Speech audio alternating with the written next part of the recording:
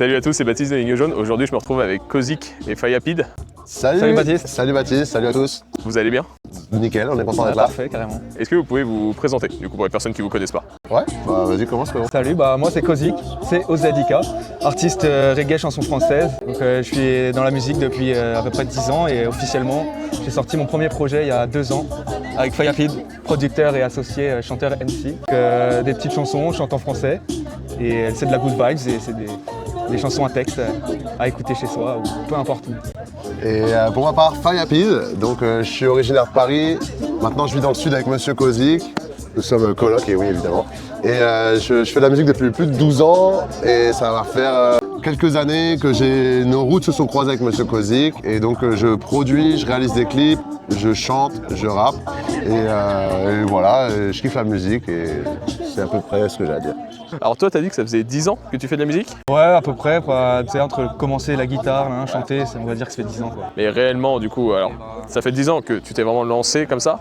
Ou même avant, tu faisais de la musique C'est ça fait 10 ans que je fais de la musique comme ça, mais je me suis lancé réellement il y a 2 ans. Ok. Avec des vrais projets, des trucs enregistrés, tout ça quoi. Toi, du coup, t'as dit 12 ans. Moi, ça fait 12 ans que je fais de la musique, j'avais un groupe à Paris, donc en 2013 à 2015 qui s'appelait Bird in Sky, donc c'est un groupe de hip-hop acoustique.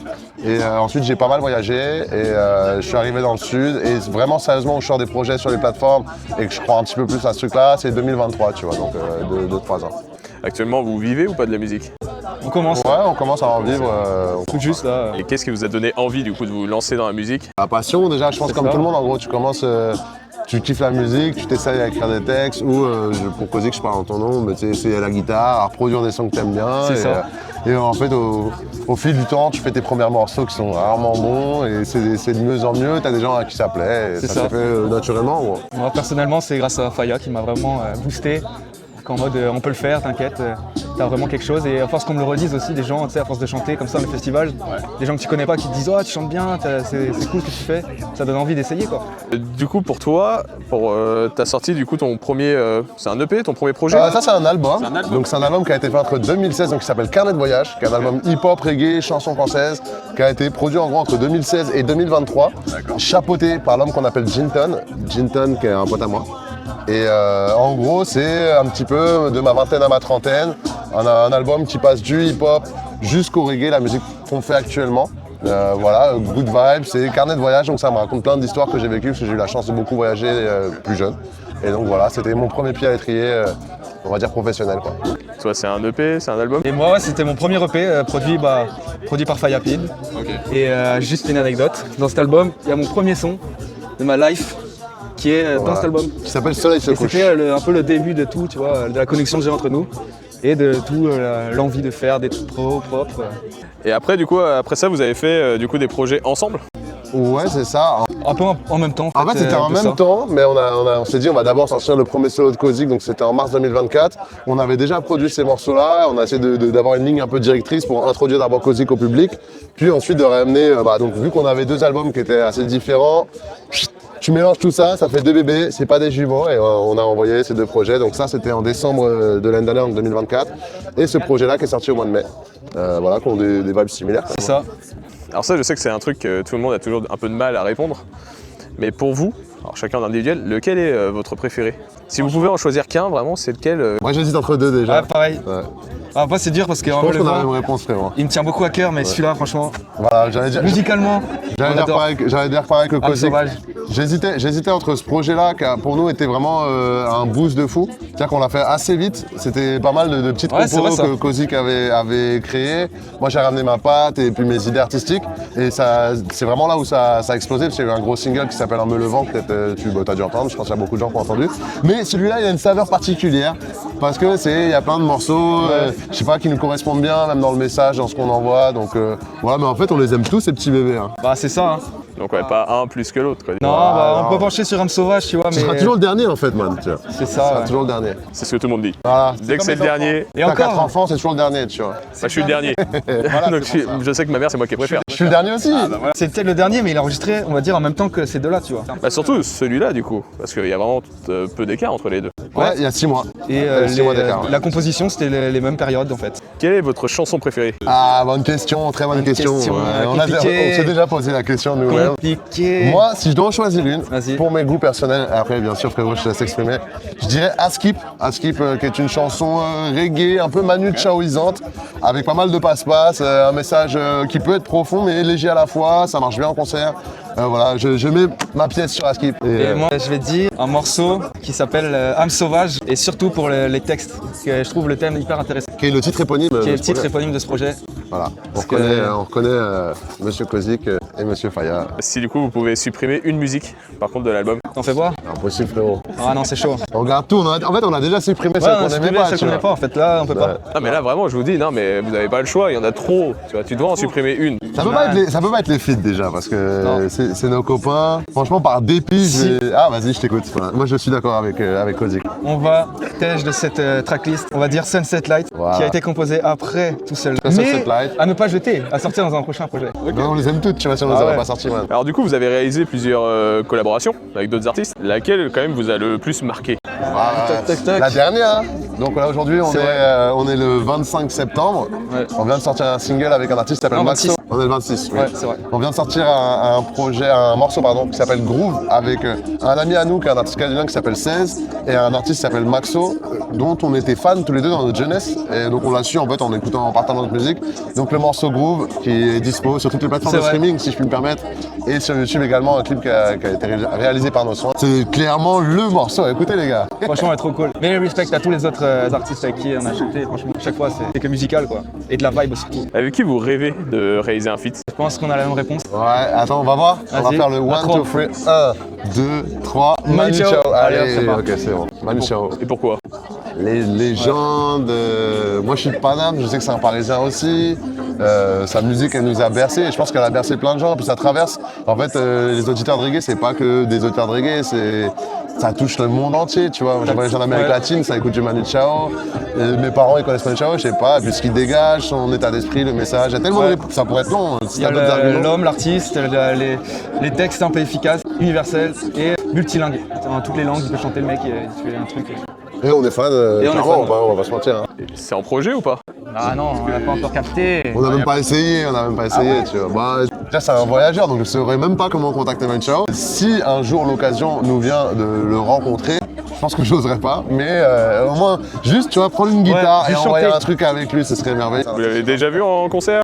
À Fête de l'Humain, c'était incroyable. Je crois que, petite anecdote, ce soir-là, il y avait tellement de monde qui est venu à Paris, donc Fête de l'Humain, c'est à Paris, la fête communiste, qu'ils ont ouvert les portes pour tout le monde. J'ai jamais vu ça. C'était une guérilla, mais de bienveillance. Donc les gens se poussaient, tombaient par terre, ça se relève et tout. C'était moi déjà vu au Solidays quasi la même année. Et truc de fou, truc de fou. Je l'avais vu, mais j'ai trop hâte de le voir. Est-ce que vous vous souvenez de votre toute première scène? Ça dépend en mode toute première qu'on organise nous ou qu'on monte sur scène. Ouais, ensemble. Ah, ensemble. Ouais, ensemble. Ah, ensemble. Oui, C'était, oui, Berquet. Au Berquet, ouais, ça Oui. rappelle, ouais, c'était cool. C'était un lieu associatif. On n'avait pas répété parce qu'il avait pris l'avion le jour même. On va le chercher à l'aéroport, on arrive. C'était quoi? Il n'y a pas si longtemps, je pense, il y a 2-3 ans. Ouais. Et ça s'est bien passé. C'était un peu bancal en termes d'orgas, mais on se rappelle, c'était un bon moment. Ouais, Ouais, c'est cool. Ah, des bons souvenirs. Et pour vous, laquelle pour l'instant a été la scène la plus marquante? Ouais, on a fait trop des belles scènes. Ouais, on en a fait La plein. Bretagne là cet été, franchement, le public en fait. public breton, les scènes, incroyable. c'est un peu roots les scènes, mais le public, incroyable. Et moi, j'ajouterais aussi à Chamonix. On a été à Chamonix dans un petit bar qui s'appelle La Petite Laitière avec nos copains Andric Airways et Debbie, donc le groupe Andric Airways. Et je sais pas, il y avait un truc magique, tu vois, avec les Alpes autour de nous. Il y avait un truc, on est tous ensemble. Et je crois qu'on a joué genre 5 heures ce jour-là. On devait jouer beaucoup moins, mais il y a un truc qui s'est passé. Et c'était incroyable. Ça continuait quand on a fait Il n'y avait pas chaud, grand monde, mais on était en famille, quoi. C'était quand? C'était en février 2025. Ça s'appelle La Petite Laitière. Oui. Merci à l'équipe de La Petite Laitière. Et quel serait le lieu de rêve? Moi, j'irais la Cigale à Paris, parce que je suis parisien. Et je sais pas, c'est mythique comme lieu. J'adorerais. Ouais, je connais pas de lieu, après il y a des festivals, voilà quoi. Il y en a trop, je saurais pas te dire. Rototom Festival, man, en Allemagne. Le Jamais été, Rototom, je sais pas. Le Rototom à Cologne, en Allemagne, qui est un festival, je crois, j'ai été 6 ou 7 fois, qui est génial. C'est au bord d'un lac, les Allemands, ils sont trop cool. Et il y a eu énormément de légendes qui sont passées par là, donc j'irai aussi j'avoue. Rototom. Désolé, j'ai répondu Non, vas-y. pour les deux lieux, mais voilà. Ah, J'ai ouais, embarqué je sais pas. avec moi, mais je sais pas. Est-ce que vous avez un rituel avant de monter sur scène? Ouais, on a un petit rituel, on peut te le faire en direct. Oui. Prends du plaisir, frérot. Pareil. Fais du mieux que tu peux. Voilà, c'est notre rituel. C'est pas très long. Pas très long. Et aussi, on chauffe la voix. Ah oui, mais on va peut-être pas le faire. Alors on envoie des petits miaou, des petits voilà, des trucs comme ça quoi. On se chauffe la voix, comme beaucoup d'ailleurs. Donc comme tout à l'heure vous m'avez dit, vous vivez de la musique actuellement? Ouais, on commence à en vivre, ouais. Ça se développe de mieux en mieux. Qu'est-ce que vous faisiez du coup avant ça? Moi, je sortais d'études, on va dire, et je venais de passer 2 CAP, un CAP de charpente et un CAP de menuiserie. Et donc j'étais dans le bâtiment, ouvrier quoi. Et j'ai fait que 1 an, 2 ans d'apprentissage et 1 an vraiment d'ouvrier, employé. Et après, j'ai eu l'occasion de faire de la musique sérieusement, donc je me suis lancé, j'ai tout quitté pour ça quoi. Et là, la récompense arrive assez vite comparé à certains tiens, donc je suis très content. Et moi, j'étais réceptionniste dans des hôtels de luxe, costard cravate, bien rasé, bien coiffé. Voilà, j'aime bien le contact des gens. J'ai beaucoup voyagé, donc je parle pas mal de langues étrangères. Et donc j'ai eu cette chance de faire ce boulot que j'ai adoré. Mais je préfère la musique en vrai, on va pas se mentir. Quel conseil vous donneriez à un jeune artiste qui débute? Tout simplement. Entraîne-toi, prends du plaisir en fait. Plaisir. Prends du plaisir, fais, casse-toi la gueule, recommence. C'est ça. Fais en fait, tu vois. Attends pas d'avoir des validations par d'autres personnes. Ouais. Prends du plaisir, fais des choses, rate-toi, réessaye, recommence, apprends, sois curieux. Ce genre de vibe quoi. N'attends pas de la validation pour te valider toi-même. C'est ça. Confiance en soi. On a des copains qui veulent dire bonjour. Bisous pour tout le monde. André Counet. Non, j'ai déconne, c'était pas prévu, mais je savais pas que vous avez fini. Ah, c'est bon, man. On est à la Minute Blonde, dans le 79, chez les copains. Chez les copains, André Kawes, André Kedebi. Très bien accueilli, franchement, rien à dire. Quels sont vos projets à venir? Parlons-en. Donc tout à l'heure j'ai énuméré le nom d'un artiste calédonien, qui est un ami à nous et qui est trop chaud, qui s'appelle CEZ. CE2Z. CE2Z, voilà. Je sais pas si... CE2Z. Voilà. Donc on avait, à la même époque en fait, on a fait ces 2 projets, on avait fait plein de morceaux avec lui. Mais il a voyagé, il n'était pas forcément dispo, donc on n'avait rien sorti jusqu'à présent. Et donc là l'idée c'est d'arriver avec pas mal de morceaux pour 16, avec 16, tous les 3 ensemble en trio. Donc ça va être la première idée, on va dire pour 2025 et un peu 2026. Et ensuite, je te laisse prendre la parole sur le sujet qui suit, man. Alors j'ai sorti mon EP il y a 2 ans. Donc l'année prochaine, je sors un album. Et j'en dis pas plus. Mais l'album arrive, les copains. Premier album solo de Kozik. Produit par Fire. Avec Fire, manette, un peu comme le même principe. Avec des invités. On est en train de travailler dessus. Donc c'est un peu tôt pour en parler, mais tu pourras le mettre, y'a pas de souci. Il n'y a pas de secret de polichinelle non plus quoi. Si vous pourriez me recommander un artiste à interviewer, vous me recommanderiez qui? AW. Ouais, j'allais dire la même chose. Ah voilà. On est connectés. Un artiste réunionnais qui s'appelle Rob, qui est un ami à nous aussi, qui est hyper inspirant, qui est trop chaud, qui tourne pas mal, je sais pas si tu connais toi qui aimes bien le reggae. Je t'invite à aller découvrir sa musique, qui est produit par un gars qui s'appelle TRK, qui est pour moi une grosse influence dans la façon de travailler. Ça m'a beaucoup influencé. Vas-y, tu peux tout faire toi-même, tes prods, tes clips et tout. Et c'est un duo qui est comme ça. Ils sont trop forts. Ça chante en français, en patois, en anglais, en patois jamaïcain. Et bête d'équipe, grand cœur et une bête d'artiste. Donc on était d'accord, tu vois, j'allais le dire. Il me dit ça dans l'oreille. On est connectés. Donc Rob, R-A-W-B. J'ai regardé du coup. Ouais, tu vas kiffer. Bon big up. Gros big up. Est-ce que vous avez un dernier mot à dire? La vie est belle, faut en profiter les gars, faut vivre les choses avec le cœur. Et voilà, moi je suis trop content d'être tombé sur ce man. Pareil. Et c'est trop cool, on fait un concert ce soir. Merci à toi pour ton interview. On n'a pas trop l'habitude, donc j'espère qu'on a été à l'honneur de ton média. Et merci à la Minute Blonde qui nous accueille ce soir.